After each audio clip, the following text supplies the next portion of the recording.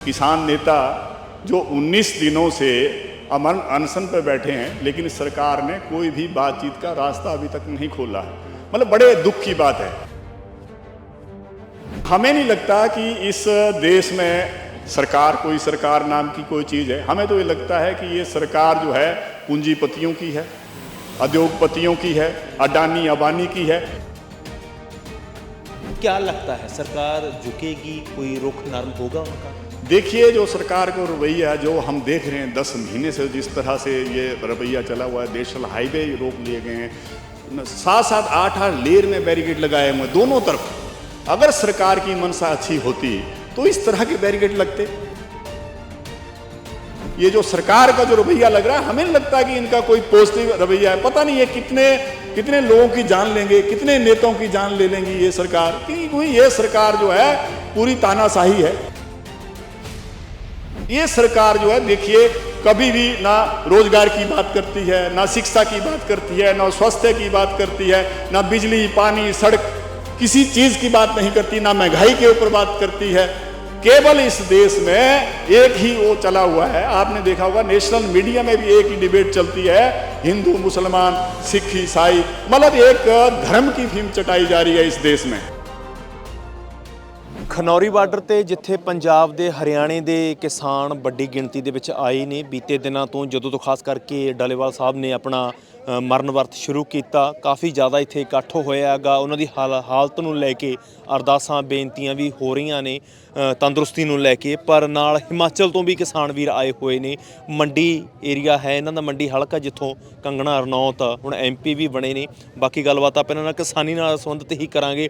आप मंडी से आए हो, पंजाब में जहाँ हरियाणा बॉर्डर पे एजिटेशन चल रहा है, साल के करीब समय हो रहा है, तो कौन सी बात जो आपको जहाँ खींच लाई? देखिए, सबसे पहली बात तो मैं कहूँगा, जिस जगह पे मैं खड़ा हूँ, जहाँ मैं आया हूँ, आज हमारे नेता, हम सबके नेता डल्लेवाल जी है अमन अनशन पे बैठे हैं और 19 दिन हो गए और पता नहीं अब कब क्या खबर आ जाए। जिस तरह की स्थिति बन रही है, क्योंकि बात करने के लिए तैयार मतलब उसमें नहीं है, सक्षम नहीं है।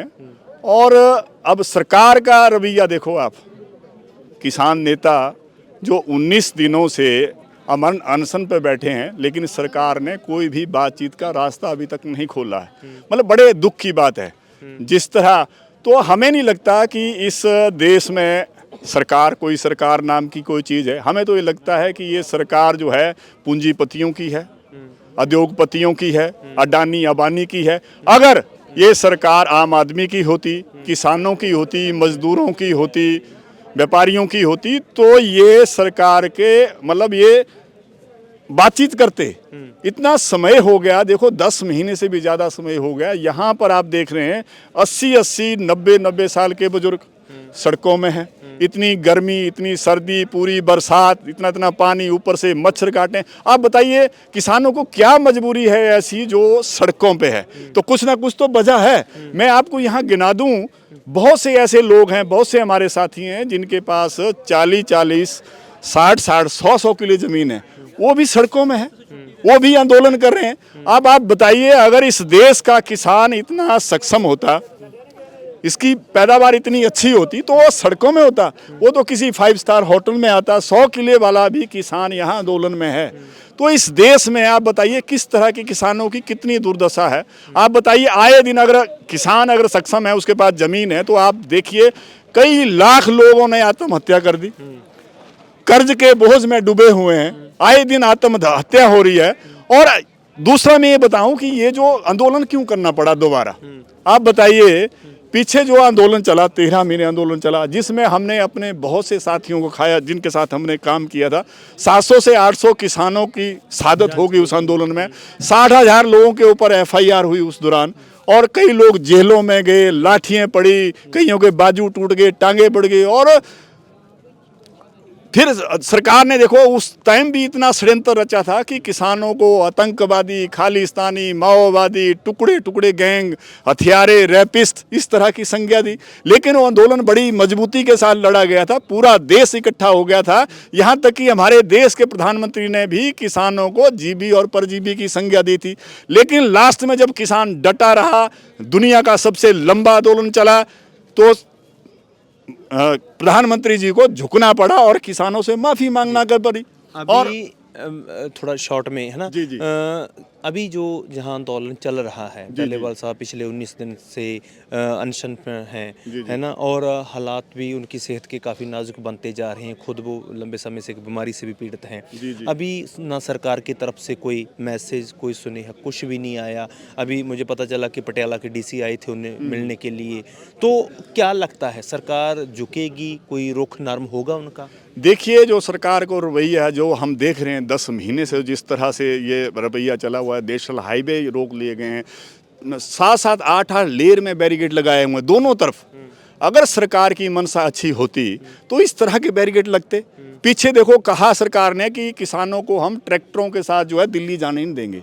उसके बाद कहा कि अगर किसान जो है पैदल जाना चाहता है तो हम उनको जाने देंगे। जब किसानों ने, चलो वो बात चलो मान ली, चलो सरकार की ही बात मानते हैं, जब किसानों ने पैदल चलना शुरू किया तो उसके बाद भी उनके ऊपर देखिए आप आंसू गैस के गोले फेंके गए, उनको पैदल भी दिल्ली जाने नहीं दिया। तो जिस तरह जो है ये जो सरकार का जो रवैया लग रहा है, हमें लगता है कि इनका कोई पॉजिटिव रवैया है। पता नहीं ये कितने लोगों की जान लेंगे, कितने नेताओं की जान ले लेंगी ये सरकार, क्योंकि ये सरकार जो है पूरी तानाशाही है, पूरी डिक्टेटरशिप है। कोर्ट के कहने के बाद भी कोर्ट ने भी कहा कि इनका फैसला जल्दी किया जाए, हमें जान प्यारी है, किसी आदमी की जान प्यारी है, तो आप इसका फैसला जल्दी करिए। लेकिन उसके बावजूद ये लोग तो ऐसे लोग हैं, ये तो संविधान को नहीं मानते हैं, कानून को नहीं मानते हैं, सुप्रीम कोर्ट को नहीं मानते हैं।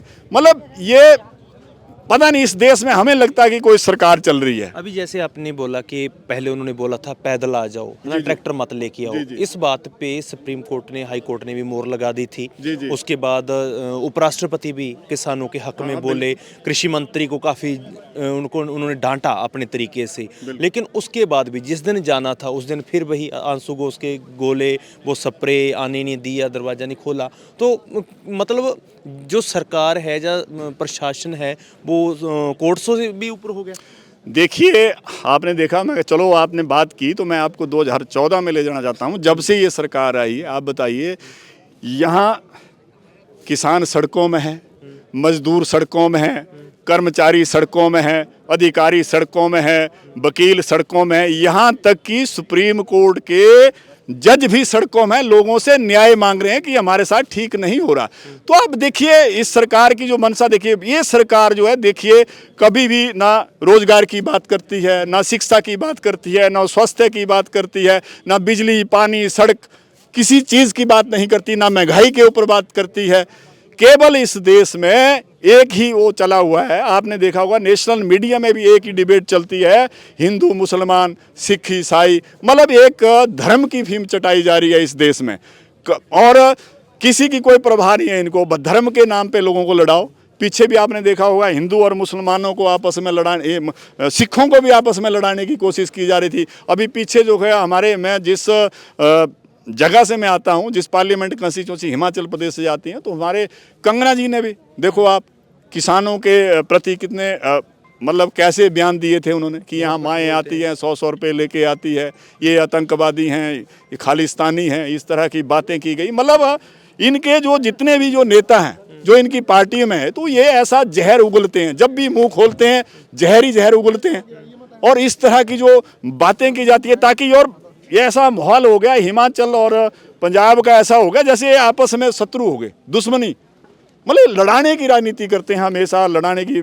कभी मंदिर मस्जिद गई, अब देखो इनके पास किसान इतने दिनों से यहाँ बैठे हैं, लेकिन ये बस मस्जिदों के नीचे जो है मंदिर ढूंढ रहे हैं, उसमें लगे हुए हैं।